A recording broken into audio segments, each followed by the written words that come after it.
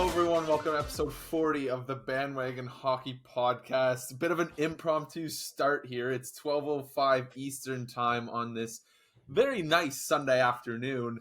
And Ryan joined the studio and said, let's start the pod. And so apparently there's some breaking news. I haven't checked Twitter, so I don't know what this is, but Ryan has something to say. Ryan, I'll throw it over to you to kick us off here.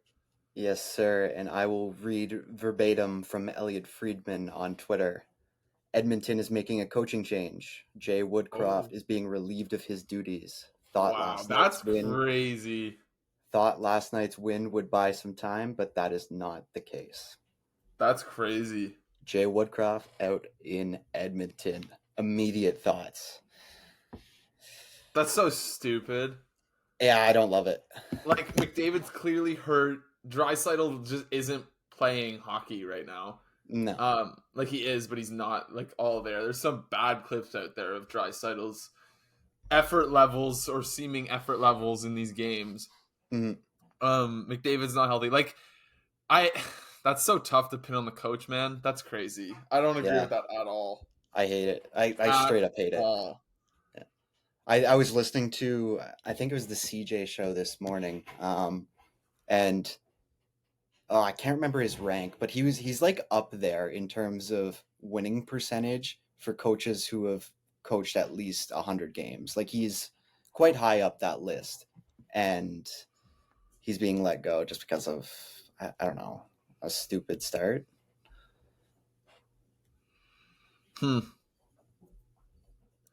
Yeah, I'm not with that. I'm curious what the plan is.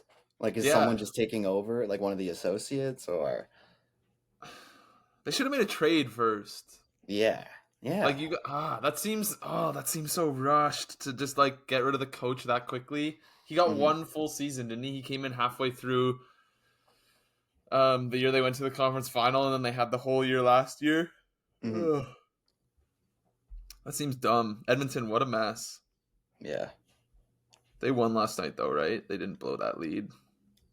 I know it was 4-0 after the first period. Did they? Okay, yeah, they won 4-1 over Seattle. Who's like, Seattle's been similarly shit. I wonder how that affects the players. I don't know. I don't know the dynamics of that room. I don't know how much guys liked Jay Woodcroft. I don't know, but that's kind of crazy. Make it more or less likely that Leon might consider leaving next year? Like, I wonder if I had him on my coaches list. I did not have. Okay, good for the athletic like prediction thing. Oh yeah, I didn't have Jay Woodcroft, which is good. That one probably is going to screw over a bunch of people. Yeah, I don't know. That's just. It feels weird. Like as a Senators fan who's been clamoring for a coaching change for the past year and a half. It feels weird criticizing another team for doing it, but I don't agree with that at all. Yeah, no, like very different circumstances in Ottawa, but you saw the GM removed. I think many would have liked to see that done in Edmonton before this. Yeah, Ken Holland first. Yeah, for sure. Or just, I don't know, make a trade. McDavid has 10 points in 11 games. Like, you're not winning with that situation in Edmonton. Like, your team's not good enough for those guys not to be going. Draisaitl has 15 points in 13 games. Which is like... Has Connor Brown even gotten a point yet? Pardon? Has Connor Brown even gotten a point yet? No, he's got no points in 9 games. He hasn't played past the 9 games. He has an undisclosed injury. Because like, if he plays a 10th game... then they have like a $3 million cap carry over into next year, similar to how Boston's situation was kind of messed up for this year with Bergeron and Krejci's performance bonuses. I doubt Connor Brown gets a 10th game unless they start playing well. Like if they go rattle off 4 or 5 wins in a row here and get close to being back to 500, then maybe they bring Connor Brown back to see if they can keep it going, and once they save their season a little bit. But I think until that happens, Connor Brown's going to stay nailed to the bench with a fake injury. Yep. No, that makes sense. Damn. Okay, that's really surprising, especially after a win last night. Yeah, you don't see many coaches get fired after a win. very weird timing. But I guess if they were going to do it, why do you not do that after the San Jose game? Yeah, I don't know. Were they on the road still? True. Oh yeah, they were, right? They were in Seattle last night. So they were in Seattle last night, and they're back for a 2-game homestand against the Islanders and the Kraken until Wednesday. That might be it. So maybe this was okay. We're back in Edmonton. Jay, can you come to my office? Yeah, maybe. That makes more sense in terms of timing, but I still don't agree with the decision. Yeah, no, completely. Because there was that one year. Was it Gallant who was fired from Florida? And he had to find a cab out, and he was. Oh my god! They were on the road. It looked awful. So they didn't even let him. He didn't even go back on the team plane. It was absurd. Yeah. So maybe that's kind of scared teams off of firing coaches on the road. Yeah, maybe just because of the logistics. Because then it's okay, do they stay on the do they go on the plane back with the players? Yeah, that'd be so awkward. So I guess that makes sense timing wise if you made the decision. But again, like you said, I don't think either of us agree with the decision. All right. Well, okay. So considering we started so impromptu, we don't really have much prepped right now. Do you have anything in mind for where you want to roll off to after 6 minutes of Jay Woodcroft talk? We maybe should have prepped and then started without me checking Twitter and seeing that Jay Woodcroft got fired. I mean, it is what it is. You want to talk about William Nylander, who is God now? Dude, he's going to get... the reaction to the Jay Woodcroft thing is not... People are not loving it right now. Okay, if you want to keep that going. Okay, no. What did you say? Nylander. If he doesn't get $11 million, I'll be shocked. I'll be shocked. This man is so determined to get his bag. I really hope he hits unrestricted free agency. Yeah, me too. He should get $80 million on his next contract. If it's 7 years with a different team or 8 years with the Leafs, it should be minimum $80 million. I wouldn't be surprised if the number pushes Artemi Panarin level, because I think that's a very underrated comparison over the past few years. Because remember, Gaudreau got less than 10 in unrestricted free agency, which was really surprising. I thought he was for sure going to hit double-digit millions per season. And it seems like no one's really been able to touch the Panarin number. Even Pasternak didn't surpass the Panarin number, which is insane because he was younger than Panarin was and staying with his own team and not hitting unrestricted free agency.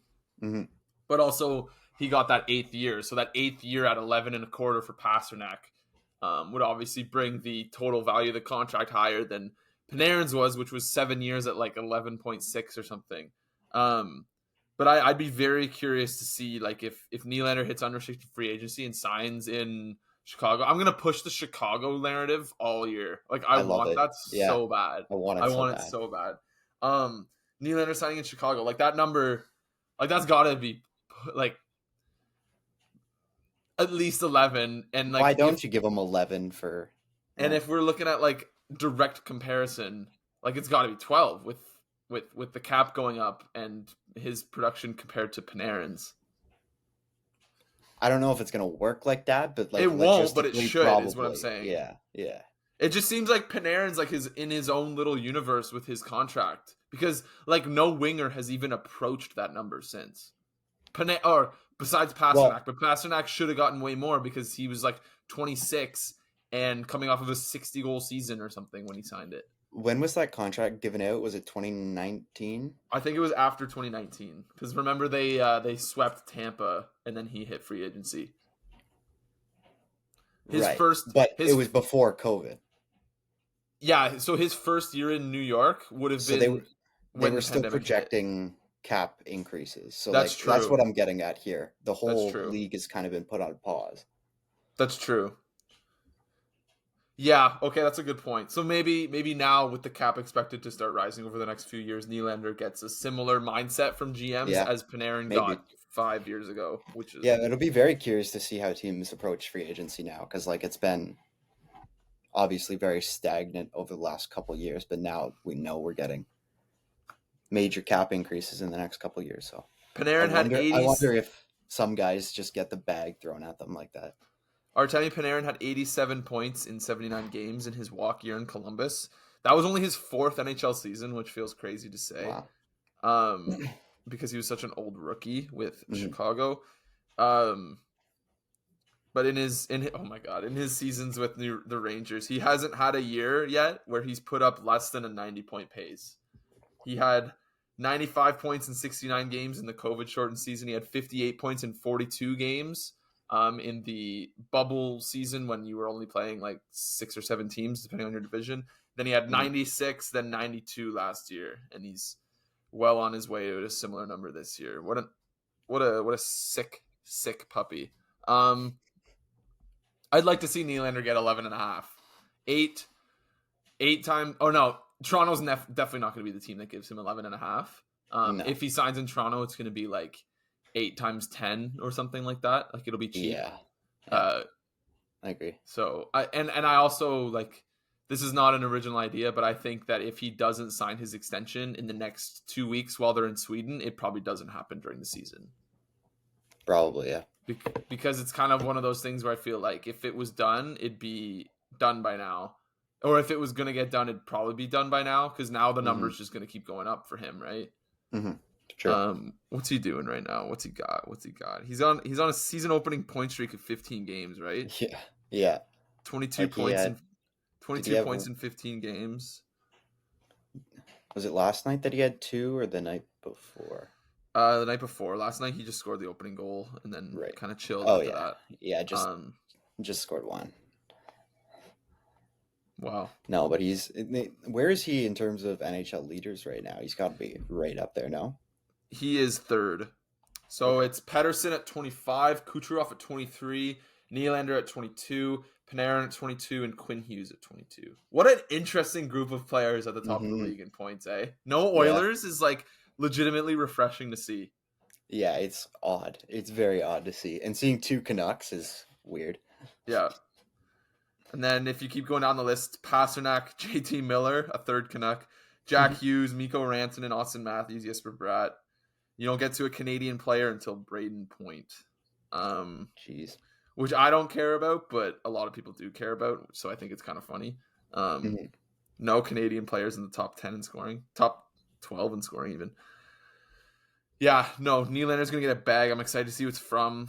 I hope it's not Toronto, just because you don't really see those high-profile names move as often anymore. Probably not since Panarin we've seen. I guess Gaudreau. Although, Tkachuk, Huberdeau were traded for each other. But in unrestricted free agency, you don't see it. Yeah, in terms of, like, salaries being raised, him getting to free agency will be the best thing for, like, this next... For sure. Crop of top players. Yeah, definitely. And then, wow, actually, I don't even know about that because, you've got, the big name's obviously Nylander, but besides Nylander, it would have been Matthews who already signed that big number, right? And then next year, it'll be Draisaitl. And then the year after that is McDavid. Yeah. And probably Bedard. I think Bedard would be the same. I think Bedard would be eligible for an extension the same offseason that Draisaitl is eligible for an extension. Or no. So the McDavid, offseason, I think. So McDavid and Bedard would be eligible for an extension at the same time. Yeah. Yes. And then Draisaitl would be hitting free agency that offseason. So let's say hypothetically, Draisaitl hits free agency and signs for like 14, 15 a year. And then McDavid is like, oh, I want to stay in Edmonton, or requests a trade or something. And Bedard gets his minimum. Bedard gets his 8-year, $15 million a year extension for his second contract. Or he goes the Matthews route and goes like 5 years at 15. And it's just, that would be cool. Like the next 2 or 3 years, we could see some ridiculous money and player movement, which would be pretty sick. Circling back to Nylander to the Blackhawks. This might be a dumb question, but I want to get your thoughts. How comfortable are you? Let's say you're Kyle Davidson and you've assembled this crop of young players that you expect to obviously raise banners in the next 15 years in Chicago. How comfortable are you paying what will be a 28-year-old William Nylander entering next season, let's say $11.5 million, and what will be 30-year-old Seth Jones $9.5 million for the 6th season. So that's 6 years plus a 7th for Nylander, paying two guys that are within a year or two of 30 years old, paying them a combined, what would that be, $22 million with a Bedard extension on the horizon. Right. See, I have no problem giving him that, but it's like if you want both of those things, like obviously you take Nylander at that number, I think, if you're Chicago, but you don't want both of those guys at that. That's the thing. Number. That's what I mean. Right? Yeah.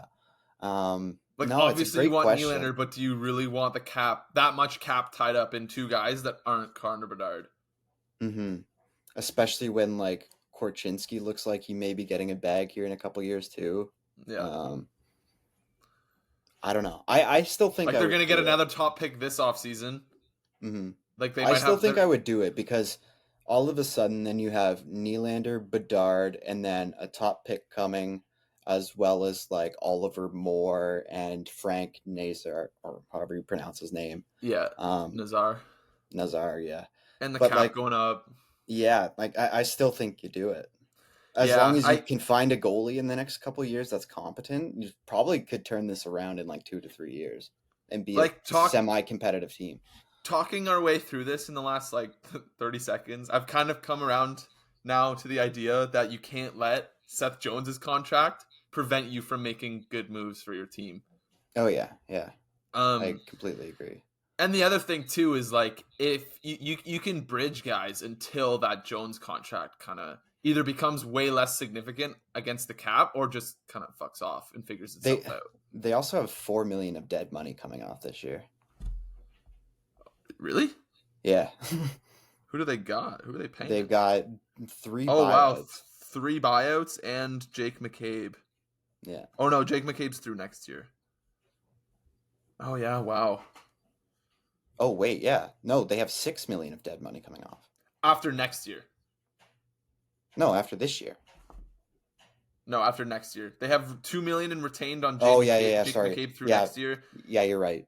The Josh Bailey buyout is through next year, and then next year they're only clearing like 1.5 of dead money. I think a little more. 2.5 because the Josh Bailey buyout drops down to 1.16 rather than 2.6. Yeah. Okay. But like in the next 2 years, they'll have almost $6 million that they didn't have this year available to them. Oh wait, there's Duncan Keith's cap recapture that comes off this year too. For How $2 much million. Is that? $2 million. So they have this year. They have $8 million in like unusable cap space. Not that they would have ever needed it, but still. Mm-hmm. And the cap's going to go up, and like Taylor Hall's not going to. You do it. Taylor Hall's not going to be making $6 million forever. Tyler Johnson's $5 million off the books. Like 100%, you do it. Nick Foligno, Corey Perry, and Jason Dickinson. You might have to do it just to get to the floor. Fuck, literally. Honestly, okay, yeah. Looking at their cap sheet, it's so clean. Like in the next 2 years, like I think their longest signed players. Guess who else is off the books this year? Nikita Zaitsev. Yeah. Okay. Yeah. 100%. You throw the money at Nylander then. Mm-hmm. The only player they have signed longer than Connor Bedard is Seth Jones. Like their cap sheet is so clean. Oh yeah. 100% you do it. Okay. Never mind then. Silly conversation. 100% throw everything at Mr. Nylander. I'm glad we talked that out though. Yeah, I'm actually glad too. I was unsure. That'd be pretty sweet. I definitely want that to happen. Okay, Ryan. Calgary sucks, dude. Yeah. Holy crap. You just read my mind. I wanted to go to Calgary next too. I hadn't really watched much Calgary because like why would I? They're on the no offense to the Calgary Flames fans that may or may not be listening, but they're 2 time zones away and they have literally 0 players that interests me. Yep. And so I didn't really like. I knew the Huberdeau thing was like it was bad because of the money and the production and stuff. But watching him play is horrible. There's nothing there. There's nothing there. Did you watched the whole game last night, right? Yeah, I did. And now that you mention it, I don't think I noticed him once. Like, I was not looking for him, but I also didn't notice him. So I was looking for him. He is beyond slow. Beyond slow. Do you remember his breakaway? He had a breakaway at one point. Oh, yeah, I do. Yeah, it was stopped easily by Korpisalo. In the second period, it was the most pathetic breakaway chance I have ever seen. Yeah. It was so bad. And so they're 4-8-2. Nikita Zadorov has requested a trade, which is so funny because he was so bad yesterday. Yeah, and it was just hilarious that it came out immediately after the Leafs game. Like, he probably just one phone call, I'm done. Yeah. Get me out. I don't know what he's gonna get traded for. Some boomer GM's gonna throw a second round pick at Calgary for him, but I don't know. He throws big hits. That seems to be about it. He literally gift wrapped Ottawa their third goal. I mean, trade Hanifin, trade Tanev, trade Lindholm. They could have a really sick deadline though if they play their cards right. They could really stock up for this coming off season and maybe next off season too, depending on what kind of picks and players they can get. But oh my god, dude, that Huberdeau, what a mess! What a mess! It's got to be top 3, if not the worst contract in the league now. It's the first year of an 8-year deal. Yeah. It's the worst one. So bad. It's not even close. Like, I'm taking Seth Jones's contract every single day of the week over Jonathan Huberdeau's. I'm taking Sergei Bobrovsky's contract, although that one's probably winding down at this point. I bet you that one's in either the second last or third last year. There is no contract in my mind that is anywhere near as bad as Jonathan Huberdeau's. 8 years, $10.5 million. He's already 30. He's already 30, Ryan. Yeah. He's 30 years old now. Yeah, it's the worst. You know what's bad too is the Goudreau contract too. Is starting to look bad. He's got 1 goal and I think 6 points through 13 games in Columbus. He got benched for a third period already this year. Kent Johnson got sent down to the AHL. I don't really know what's happening in Columbus right now. Weird. But man, oh man. What else? Did you have anything else on Calgary? Like you said you wanted to get to Calgary. Was it mainly Huberdeau focused or was it? Well, the 2 things I had in mind was the Zadorov trade request and Dustin Wolf getting called up. Dustin Wolf looked really good. Yeah, he did. He let in 4 goals, but Ottawa got a fuck ton of chances. And what are you gonna do? And no, he looked good. And I'm curious what this mysterious now day-to-day injury is for Markstrom and what they're gonna do with their 3 goalies now. How's that gonna play out? I wonder if they move or would be able to move Markstrom. I'm checking out Calgary's cap sheet right now. So they're dipping into LTIR. They don't have their first next year because of that Monahan deal, that messy deal. Remember all the trade protections that were on that first round pick that they sent to Montreal along with Monahan in the cap dump? Yeah. But they have Florida's first next year, which probably won't be a very good one, but still. Holy crap. Huberdeau, 8 years left. Kadri has 6 years left. Uyghur's in the first year of his 8-year deal. Markstrom has 3 years left, including this one at $6 million. Dustin Wolf's an RFA after this season. No way. Rasmus Anderson is on a great contract. What? Can I interrupt you? Yep. All right. So we have a name for the new Edmonton head coach. I don't even want to try to pronounce it because I know I'm going to butcher it. Send me the tweet. I want to try. It's... found it. It's McDavid's junior coach. Chris What Knoblauch. are they doing? Knoblauch, I think. He coached Connor McDavid at OHL Erie. Oh boy. Oh boy. What is we doing? What is we doing? Wow. I don't have much more to add to that. I don't know. I don't know, man. It just seems odd. Ryan Whitney was first one on it, which is kind of funny. I did see that now after the fact, yeah. I just have tweet notifications on for Friedman, so I saw that first. But Hartford Wolfpack coach Chris Knoblauch is the new coach of the Edmonton Oilers. Is Hartford an AHL team? Mm-hmm. For who?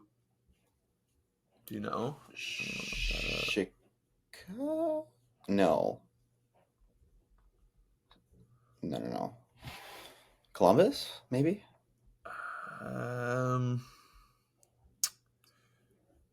Why doesn't it just say? I'm looking up the team and it doesn't. Oh, who is Hartford? Oh, the Rangers. Oh, Rangers. So wrong. Yeah, I don't know. I don't know if I care. I don't know if I care either. It's weird. It's so rushed. Oilers do you think announce.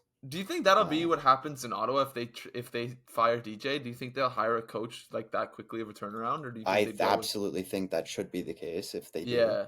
I don't want Jack Capuano running this team. It'd be the same thing. It'd be the exact same thing. Another note on the coaching staff. I guess they fired one of the assistants too, and they're bringing in Paul Coffey as an assistant.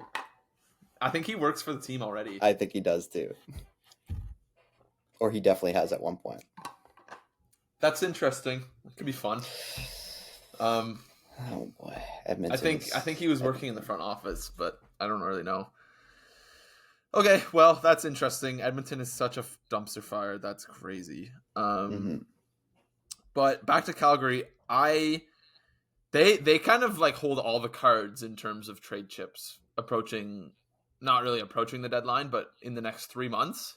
They could have a was it the 2018 or 2019 Sens-esque trade deadline? Just everybody. Would that have been 18 when they traded Stone, Dzingel, and Duchesne? No, 19, because that was first year university. Right. Yeah. Trade deadline of 19. Right. Yeah. They traded those three guys, right? It was Stone. Yeah, Stone, Duchesne, Dzingel, maybe one more. Was it who'd they trade to Winnipeg? Oh, DeMello. Was that year? Maybe. Okay. Yeah, I mean, like if they make the right decisions, and I assume at 4-8-2, this is the way they're leaning, because I'm pretty sure they've stopped all extension talks with guys like Hanifin and Lindholm. You trade Lindholm, you trade Hanifin, you trade Tanev. Tanev sneaky could get you so much. Oh yeah, like he's so good, dude. He's so good. I should know this, but like, what's left of his contract? Last year, 4.5. 33 years old. Yeah, you get a first-round pick for that easy. Yeah, and that's right-handed. I mean. You get a first-round pick for Hanifin too. Yeah. Oh yeah. You get a first-round pick, and you probably get one for Lindholm. Like if you trade all three of those guys, you're getting first-round picks from contenders, like late 20s. Yeah. Right? Like you are. Yeah. Like if Boston's coming calling on Lindholm, you're getting their first-round pick. The next one that's available that they can trade, they might not have theirs this year because they went all in last year. But like Hanifin, you're getting a first. Tanev, you're probably getting a first. Zadorov, you're probably getting a second. Yeah. Big guy, hits hard, 6'6". Like that's getting you a second-round pick. And then I don't know what the market would be for Jacob Markstrom, but I'd personally be looking to hang on to Vladar and Wolf and trade Markstrom. 33-year-old goalie making $6 million for the next 2.5 years. Kind of been struggling, but he's like one of those big names that like an Edmonton might be desperate enough to go get. I don't know. Well, that's what I was thinking. Like, I don't know if that's logistically possible with Alberta rivals, but like that would be logistically, like you should, right? Well, or sorry, yeah, logistically you should, but like emotions might get in the way of that. Yeah, no, that would maximize the return for Calgary. Like you trade him to Edmonton, take back Jack Campbell, and just fully like ride that train. I don't know if I'm Calgary. I don't think I'm taking back. You'd have to actually, but so you have to. For that reason, I'd be looking elsewhere if I'm Calgary. I'm not looking to take back money in that situation. Yeah, just because the Campbell signed for so long too. Yeah, right? Like so much left on that, I guess. Like if I'm back to Chicago. If I'm Chicago, like, am I interested in Jacob Markstrom? Maybe this offseason? His contract lines up with Bedard's, and it's a goalie, and Mrazek will be gone, and you kind of, like, Chicago's in a situation where once you get your top 5 pick this year, how much more losing do you want to do? Not much. Like, honestly, almost at this point, you don't really want to be losing games. You just kind of are going to be, because that's just how it works. Because ideally, you need at least one more stud on defense and then a goalie. And then you have a good, like, corpse of a team. Yeah, and so you can probably accomplish that at this draft or through some trades or whatever. But, like, in terms of filling out your roster and trying to win some games, like, you sign Nylander and then maybe go and acquire Jacob Markstrom in a pure cap dump. Like, Marc-Andre Fleury. Like, that was going to be the other point to that I made. Like, there's no way they go out and get a goalie for a premium asset. No, like, it would have to be a cap dump. Yeah. That, like, remember when they got Fleury from Vegas? Like, free. Yeah. Like, I would do that in a heartbeat if I'm Chicago. Take on the last 2 years of Markstrom's contract. Yeah. Maybe even you get an asset out of Calgary. Maybe not, because Calgary wouldn't be as desperate to get rid of him. But I mean, it depends what Calgary's rationale is. Like, I think Calgary's rationale would be, we're not trying to bottom out. Like, they're going to bottom out this year, but I don't think they're going to want to be moving forward. A, because they probably don't have their first round pick next year from the Monahan deal. And because, like, you have Huberdeau and Kadri and Weegar. Like, you got to at least, like, you can't just stop, right? Yeah, well, if I'm Calgary also looking at this situation, I want to give Dustin Wolf as many games as possible this season. If it's going to be, like, kind of a throwaway. But you can't waive Vladar. So... And that's not a guy you want to waive. So no, because he'll be gone immediately. Exactly. So I'm thinking, like, you're getting rid of Markstrom to open up a spot for your goalie of the future. Yeah. So maybe they don't have to attach an asset, because if I'm Chicago, like, if I'm Kyle Davidson, I want Jacob Markstrom on my roster for next year, because that's a goalie who, while inconsistent, can give you 55 starts and maybe catch lightning in a bottle. He's done it before. As this team tries to turn a corner in its rebuild. Yeah. No, I don't know. What other teams maybe? I don't know. Like, it's not really worth deliberating on, but it would be a decent bet for sure. Yeah, and even if it doesn't work out, it doesn't matter, because you need to spend the money anyway. Yeah. Like, you got to get to the floor, right? And we just kind of rattled off how much space Chicago has this offseason and in the next, like, 2 or 3 years as guys come off the books. But anyway, like, if Calgary plays their cards right, they could acquire up to probably 3 first-round picks and clear so much money at this coming deadline. Yeah. I've always had a thing for Noah Hannafin, so I'm very curious to see what happens with that situation. He's been in Calgary for such a long time. It's kind of insane. He just kind of has faded into the background of just chilling there, of a Western Canadian market after he was in Carolina for a few years and was included in the Dougie Hamilton deal way back when, along with Elias Lindholm, actually, which is kind of an interesting little storyline there. But no, like, I don't know. I don't want to say, like, I envy Calgary at all, because I don't. But if they play their cards right, they could be set up as well as they could possibly be, given their contract situation and who they owe how much money. But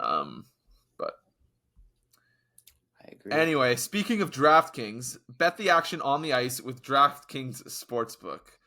Ryan, now we get to turn our attention towards some hockey betting.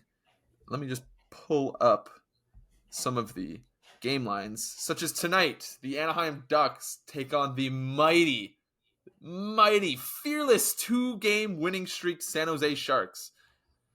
Or did they lose recently? Or are they on a 2-game heater still? I don't know. You don't know? No, they definitely lost. But did they?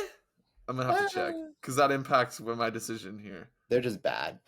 They are bad. Oh, they did lose. Who did they lose to? Oh, they lost to Vegas 5-0 the day after they beat Edmonton. Oops. Right. Yeah. Okay, I'm not gonna go for that game. I was gonna keep going on the Sharks heater. So Vancouver plays in Montreal tonight. Montreal or Vancouver's favored -1.5. I like Montreal in that. I actually like Montreal to win the game. I'm curious to see if last night against Toronto, with all of the East Coast attention on the Canucks, they flame out and lose 5-2. Demko gives up 5 goals on 22 shots. Vancouver outplays Toronto and loses. Kind of the exact opposite of what this season's theme has been for the Canucks. So I like Montreal +1.5, and I like the under 6.5 goals. Nice. Download the app now and use code THPN. New customers can get $150 instantly in bonus bets for betting just $5 on hockey. That's code THPN only on DraftKings Sportsbook, an official betting partner of the NHL. The crown is yours. Bonus bets expire 168 hours after issuance. Gambling problem? Call 1-800-GAMBLER or visit www.1800gambler.net. In New York, call 877-8-HOPE-NY or text HOPE-NY. That's 467-369. In Connecticut, help is available for problem gambling. Call 888-789-7777 or visit ccpg.org. Please play responsibly on behalf of Boot Hill Casino and Resort. 21 plus, age varies by jurisdiction. Void in Ontario. Bonus bets expire 168 hours after issuance. See dkng.com/hockey for eligibility and deposit restrictions, terms, and responsible gambling resources. NHL and the NHL Shield are registered trademarks of the National Hockey League. Copyright NHL 2023, all rights reserved. That end part is kind of weird. Anyway. All right, Ryan, where do we want to go from here? I want to see some of the coaching reaction. I want to see what some of the better analysts around hockey think about hiring Knoblauch, whatever his first name was. Chris Knoblauch. Chris Knoblauch. Holy moly. Oh, this is going to be McDavid's 5th head coach. Oh, wow. That's weird. That's crazy. I don't like the sound of that. I think it's like kind of underrated how short of amount of time Jay Woodcroft was in Edmonton. Yeah. Because he was the assistant to Dave Tippett, wasn't he? Wasn't he an interim and then he kind of took over? No, yeah, I guess. Well, no, he wasn't an assistant. He was the head coach of the AHL, right? Oh, okay. But was he not interim and then became full-time? Maybe. I don't know. Like that was that the situation with Keefe too?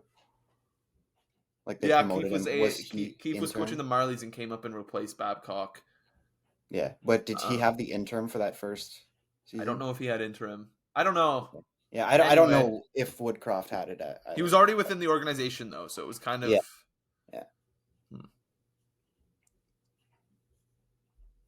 Do you have anything else on that you're seeing? No, I haven't really seen much. Okay. I think it's still pretty fresh and people don't really know what's happening. Timing's weird. A couple more. Yeah. Pardon? There was a couple more big rookie performances.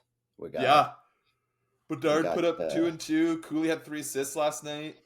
And then there was Leo Carlsson. Goal. Oh, what?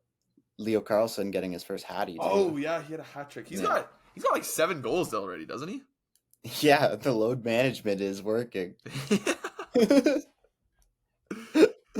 Like he's got to have the best point per game pace of rookies. Now he's got 6 goals, 1 assist through 9 games. Oh, okay, maybe not, but that's such a weird approach. Yeah, I don't like. Sure, like fair enough. Hate it, but... like basketball does it, but I've never really seen hockey do it, and no, I don't know. And the reasoning, like the way they explained it when they announced that they were doing that was so weird. Like, we want Leo Carlsson to be a force in the second half of the season. So we're going to load manage him through the first 40 games. Like, what? Yeah. Why? Like, why do that? I don't know. He's playing 18 and a half minutes a night, though, when he does play. Like, he's playing more than McTavish when he plays. Okay. Which is pretty sick. Fun. I like Dude, that. Anaheim is a beast. Like, give them 3 They're years. Fun. Maybe even less than 3 years. Like, Pavel Mintyukov is unreal.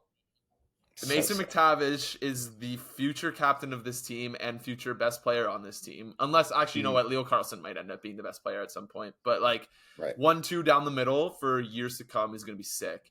Like, their D is going to be insane. Like, if Jamie Drysdale becomes half of what he's expected to be when he was drafted, like, that's going to be a stud.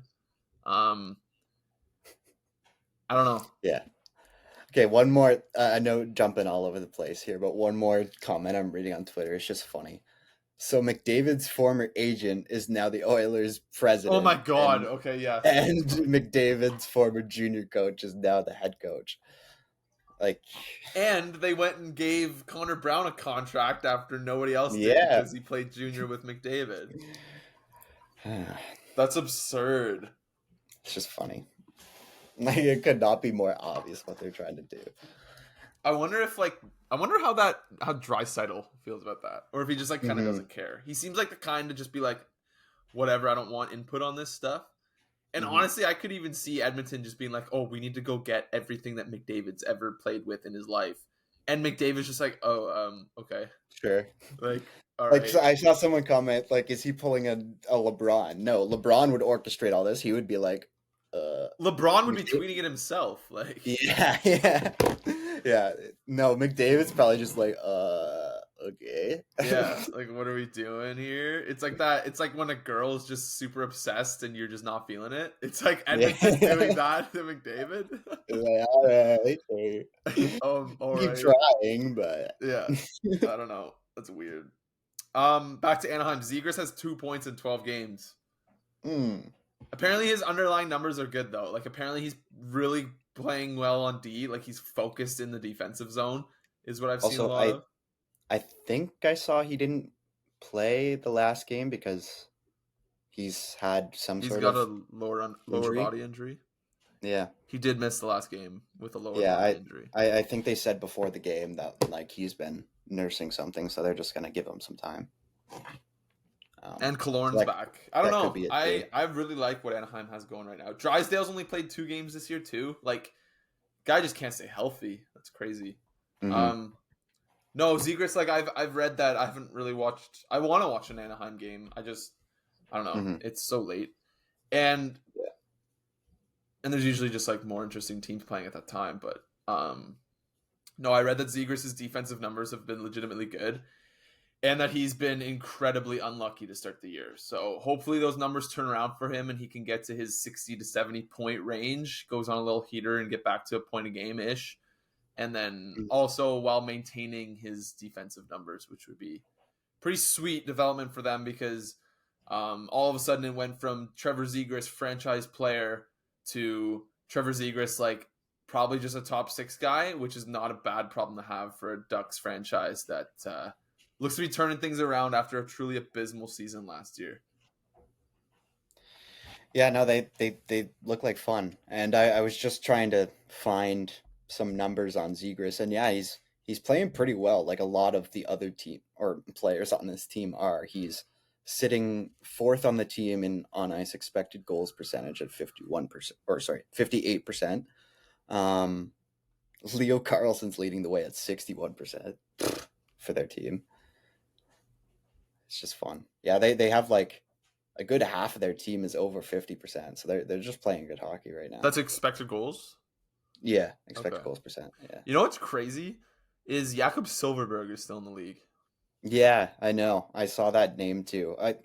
He just hit a big milestone or something, I think, in terms of games played. I was like, holy crap, he's been in Anaheim that long. He's at 752. Yeah. This is his 11th season in Anaheim. Yeah, it's crazy. Yeah, that's the Bobby Ryan trade. That is the Bobby Ryan trade. Wow. What a long-term, like... Isn't it crazy that a trade like that... It's been like a middle 6 guy there forever. Forever. Isn't it crazy that, like, for Anaheim, you trade away Bobby Ryan, you get whatever they got, but, like, Silfverberg was the main piece at the time, and he ends up just playing 11 years, steady, middle 6 guy, like... Yeah.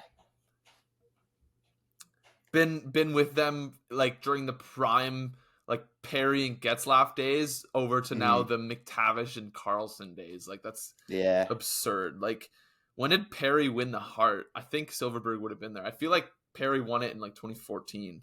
Yeah, I have no clue on that one. So.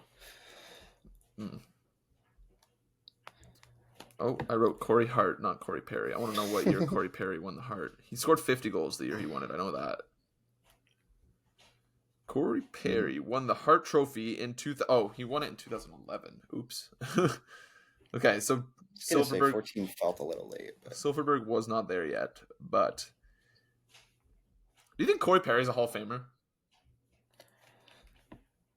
I listened to a debate on this not that long ago, and I forget what I made up my mind, but I feel like it's very close.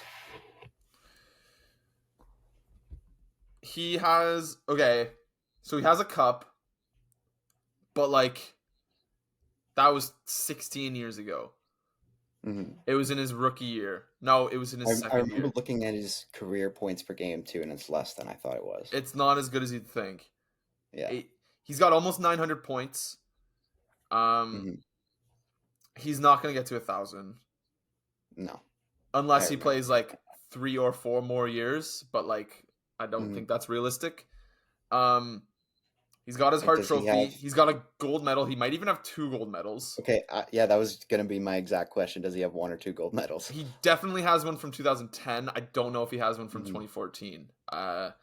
I don't know where I'd be able to check that. For whatever reason, HockeyDB tracks World Junior stuff, but not Olympic stuff, and it pisses me off. Right. I would be so much more inclined to be like slam dunk Hall of Famer if he'd have gotten a cup in one of the recent runs he had going to the finals 3 times. But actually, you know what? Like, I'm contradicting myself because I'm the biggest advocate against like cups equals individual success for like Hall of Fame debates. So I'd like to redact what I just said, but it would just like, it just helps his resume, right? Having 2 cups on the resume just helps it. It adds a little more beef to the pot for the resume. So I'm actually going to redact that statement. I don't know. Hart Trophy, 2 gold medals and a cup. Like, I wonder if I can find his Corey Perry. I'm betting he gets in. Would be elite prospect. Do you think Joe Pavelski's a Hall of Famer? I saw this debate. This is an Athletic article right now, and I haven't read it yet. I mean, maybe. Like, I just don't know these guys' careers too. Like, I should probably know them better than Joe Pavelski has a shocking lack of any sort of team success. Oh, team success, yeah. Like, I don't think he has a gold medal. Here, I don't know if I'm allowed to show this. If you go to Corey Perry's HockeyDB, there is nothing beneath his player stats. But he has 1,000 career points. He's got 454 goals. He's probably going to score 500 goals in his career because, like, he has not stopped. Let's say through this year he scores 30, and then next year he plays. Like, he's only going to need, if he scores 30 next year, he's only going to need 20 next. Or he scores 30 this year, he'll only need about 20 next year. Right. Just a consistently excellent player. I don't know. I don't know. I think Perry definitely gets in. 2 gold medals. I think so too. 2 gold medals and a cup. The voters will drool over that. I don't know about Pavelski though. I don't know either. I just don't know. Hall of Fame debates are so tough. Yeah, the lack of team stuff would definitely hold him back, but he's been the like standard for consistency of Pavelski a career. Or Perry or both. Pavelski. Yeah, yeah, he has been. He still puts up he's put up the same amount of points. Like, I feel like it's insane. Years. He's been point a game forever. Yeah. But I don't know. Okay, what else do you want to talk about? We've this has been a messy pod. We apologize. This has been messy. We didn't do any prep because of the breaking news. We wanted to get right into it. Yeah. Oh no! Where do you want to go? To end on. So I sent out a tweet yesterday. We can talk about this. We can wrap up we can wrap up the episode with this. Okay. There are currently. Oh, Philly won last night. There are 2 teams in the Eastern Conference that are under fake 500. Right. Yeah. It's crazy. There are 7 teams in the West are beneath fake 500 right now, which is so much, which it doesn't sound like a lot because it's like, oh, that's about half the conference. No, in the NHL, like 25 teams finish above 500, quote unquote 500 in a given season because of all the overtime losses. In the East right now, the Blue Jackets are 4-7-3. The Sens are 6-7. Every other team has the same amount of wins as regulation losses or more wins. Like, it's insane. The entire East is just loaded. Like I don't know if this will continue all year. Like, can the bottom 5 to 7 teams all be from the same conference?